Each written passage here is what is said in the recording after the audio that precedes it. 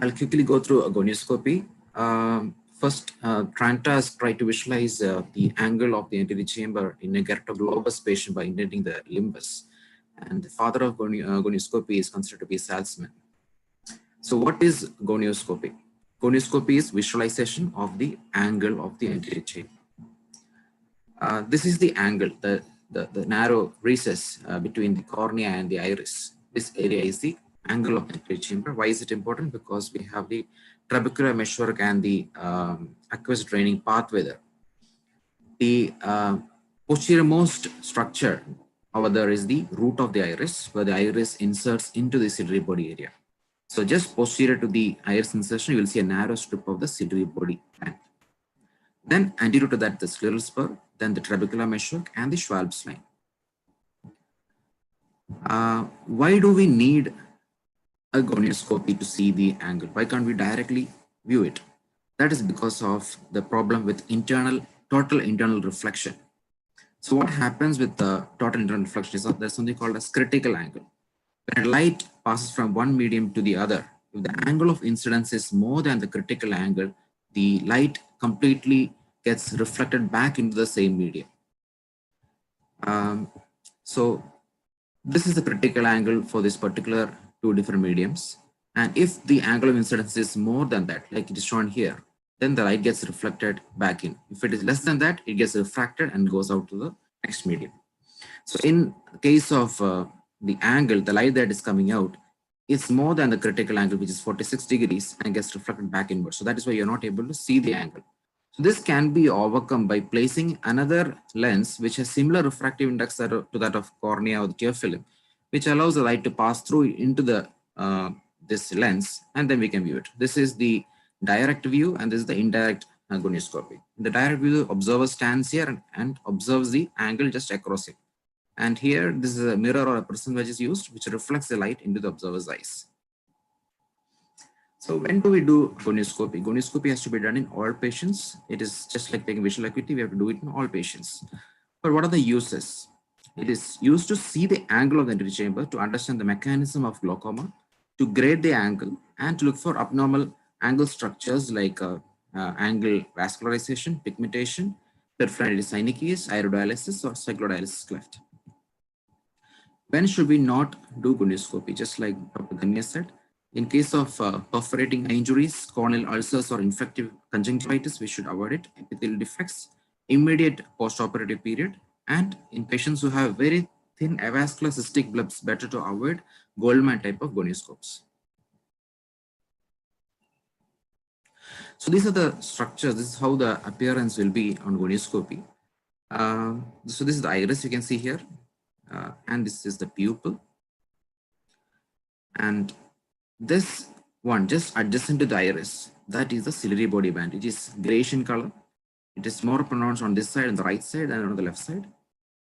The white line that is anterior to this ciliary body band is the scleral spur, and the pigmented band, which is brownish in color, mild brownish in color, this band is the pigmented trabecular meshwork. The one that is anterior to that is the anterior trabecular meshwork, and then the Schwalb's line. Schwalb's line is slightly pigmented on the right side and is less pigmented on the left side here. So these are the structures.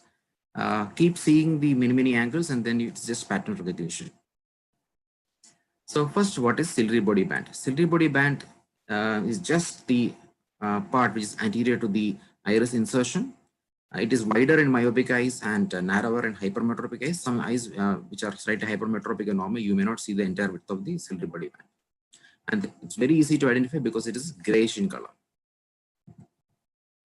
Scleral spur is again very prominent line, which is a white line. It has an attachment anteriorly to the trabecular meshwork and posterior to the ciliary body band. And the appearance is that of a white line. Next is the trabecular meshwork. It has two parts, the anterior trabecular meshwork and the posterior trabecular meshwork. The anterior trabecular meshwork is white in color, and the posterior trabecular meshwork is pigmented slightly. It may be underpigmented or heavily pigmented depending upon the individual. The PTM is the area which is actually used for draining the aqueous, and it's overlying the Schwalb's canal. Schwalb's line, which is shown here as the D. Schwalb's line is again, a white line. It may not be pigmented in all eyes. It may be slightly pigmented in the inferior quadrant. So first start seeing the inferior angle.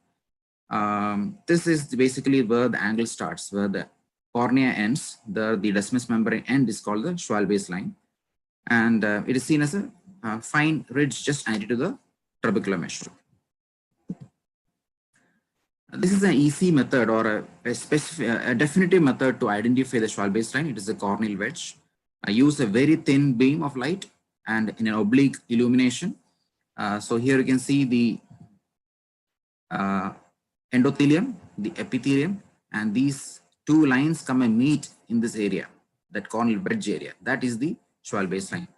It is of use in these kind of eyes where the trabecular meshwork and the Schwalbe's line appears similar because of the pigmentation. Sometimes it is not at all pigmented. In both these cases, to identify the Schwalbe's line, this technique is very much useful.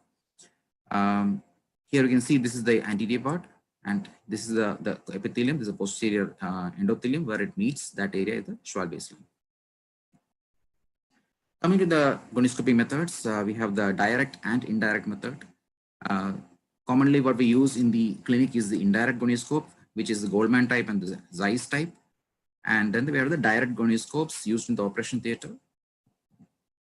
So in indirect gonioscopy, you have you have a prism or a mirror to reflect the light into the observer's eyes.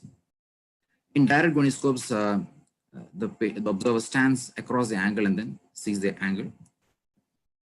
The direct gonioscopes are mostly surgical, used for direct visualization, and it gives you panoramic view, whereas the indirect gives very useful in the clinics. It has a mirror view and a segmental view. Examples of gonioscopic lenses, direct ones is the Cope lens, Richardson Schaffer, and the surgical ones are the Barkin, Thorpe, and Schwan-Jacob.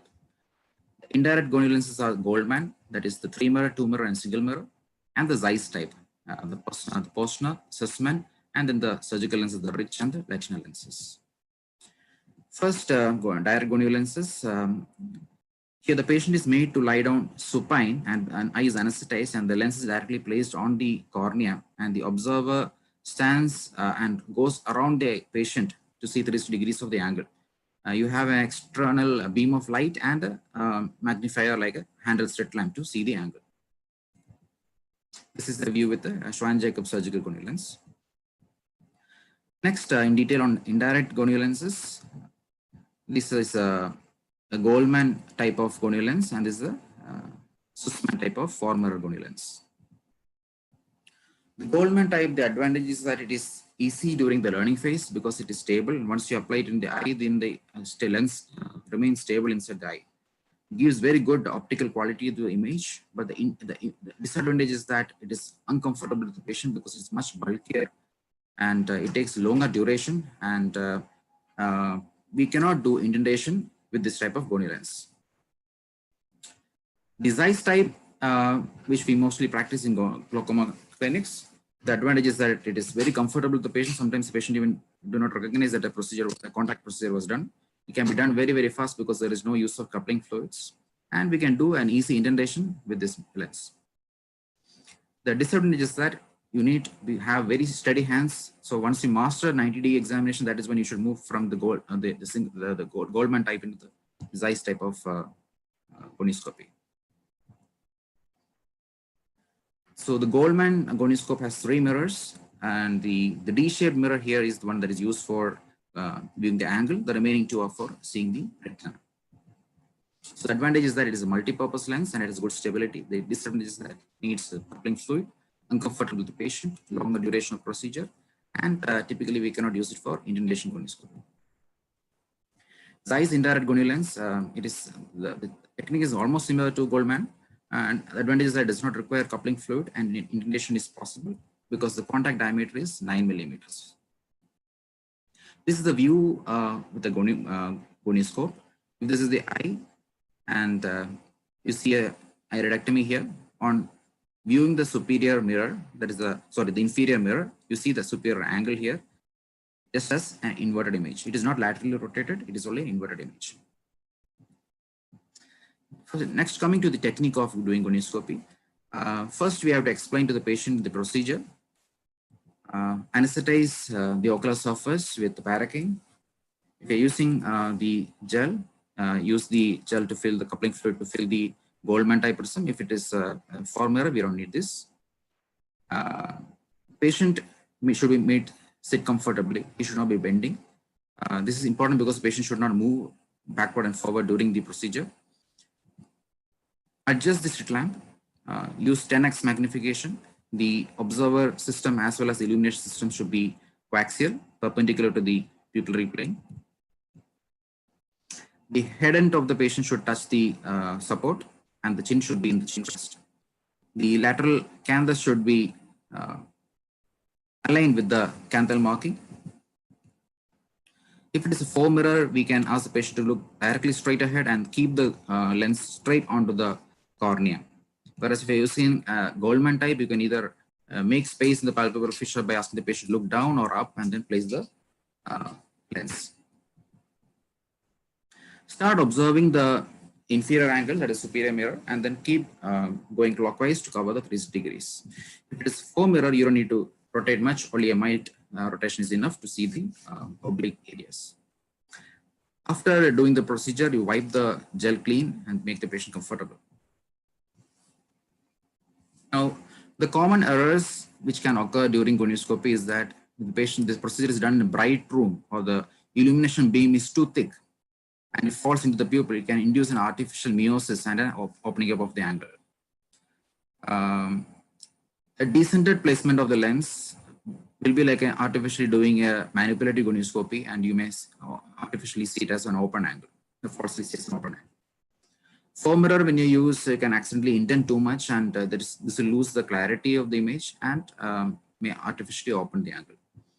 The Goldman type, if you press too much and then try to slightly take it back, that suction may actually give a falsely open the angle. And make sure that we do the applanation tension prior to doing gonioscopy.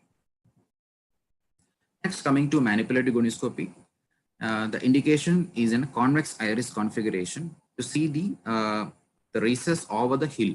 So when you have a convexity of the iris, to look beyond what is there in the angle, we need to move the lens towards that angle that we want to see, and then we try to see the angle. This is useful to appreciate iridotrabecular contacts, but we cannot differentiate iridotrabecular contact versus peripheral anterior syne case.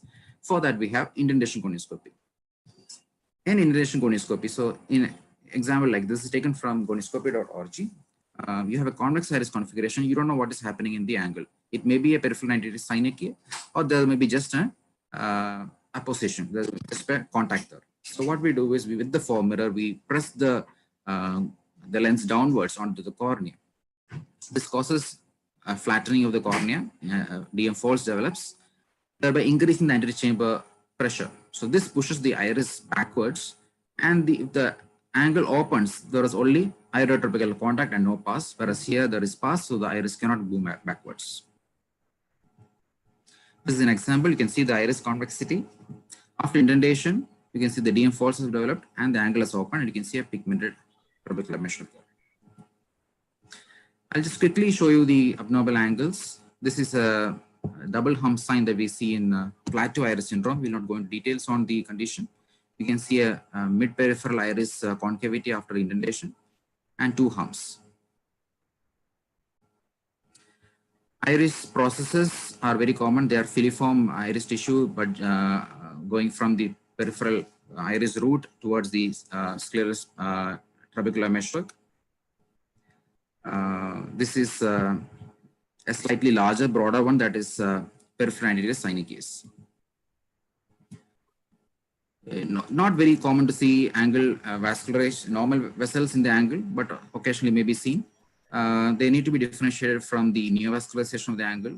These are arborizing and they cross the scleral spur, whereas the normal ones, they are located in the angle without crossing. You can see cyclodialysis clefts, angular recession, broad irregular ciliary body band, blood in Schlemm's canal in raised epistellary venous pressure, heavily pigmented angle in pigment dispersion syndrome, sample AC line, she strip on the posterior part of the lens in pigment dispersion. Pseudoexfoliation also, we may see pseudoexfoliation material or a heavily pigmented angle. Next, coming to grading of the angle, von Herix is not a very accurate technique, but if the slit, the anterior peripheral anterior chamber depth is less than 1/4 of the peripheral corneal thickness, you should have a higher suspicion of a narrow angle. This is the normal chamber depth, and this is a closed chamber. Dr. Manoj, you're Yes. taking more time. Please hurry up. Okay, one more slide. Yeah. This is the grading of the angle. I'll just go through one, which is the Schaffer grading. In Schaffer grading, we have 0 to 4. 0 means it is closed. We cannot see any angle structures. Even the Schwalbe line is not visible. It means that there is a closure present or an imminent closure. If it is 1, we can see up to the Schwalbe line or upper part of the anterior part of the trabecular meshwork. Here the closure is eventually possible. A narrow angle, which is grade 3, is when you see the trabecular meshwork. It is right now open, but there is possibility of a closure. A wide open angles are 3 and 4, where you can see the scleral spur and ciliary body band. I will not go through RP grading. When you document the gonioscopy, this is how you do it. You write the posterior most structure visible and abnormalities that are visible and the pigmentation. If there is convexity of the iris, you can mention if it is flat, convex, or concave. Next, coming to disinfection, wipe the debris off the lens and then use 2% hypochlorite solution for 5 minutes to disinfect, and then rinse it with saline and do an air drying. Thank you.